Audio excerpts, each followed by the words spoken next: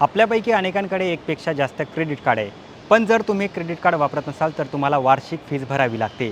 त्यामुळे credit card आजच बंद केलेलं बरं.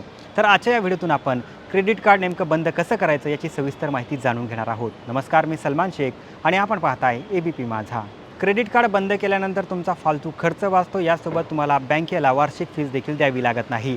RBIने क्रेडिट कार्ड बंद करण्यासाठी काही उपाय सुचवले आहेत.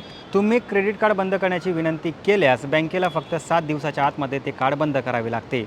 जर बँकेने 7 दिवसात हे काम केले नाही तर त्यांना प्रतिदिन ₹500 दंड भरावा लागतो, जो थेट ग्राहकांना मिळतो. याची अट एकच आहे की तुमच्या कार्डवरती कोणतेही आउटस्टँडिंग बॅलन्स नसावे. क्रेडिट कार्ड बंद करण्यापूर्वी तुमच्या कार्डवरील संपूर्ण थकबाकी शून्य करा. छोटी रक्कमही बाकी असेल तर कार्ड बंद होणार नाही. अनेक लोक घाईत रिवॉर्ड पॉईंट विसरतात.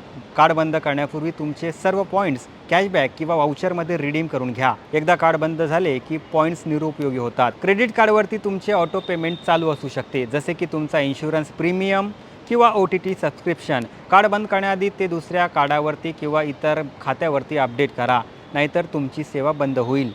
तुम्ही तुमच्या बँकेच्या कस्टमर केअरला कॉल करा. ते तुम्हाला कार्ड बंद करण्याचे कारण, तुमचे नाव, कार्ड नंबर आणि व्हेरिफिकेशनसाठी काही प्रश्न विचारतील.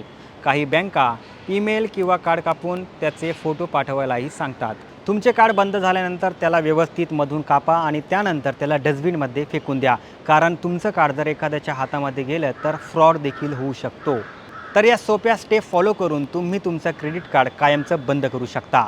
तुम्हाला हा व्हिडिओ कसा वाटला आम्हाला नक्की कळवा आणि जास्तीत जास्त लोकांपर्यंत हा व्हिडिओ शेअर करा आणि पाहत रहा ABP माझा.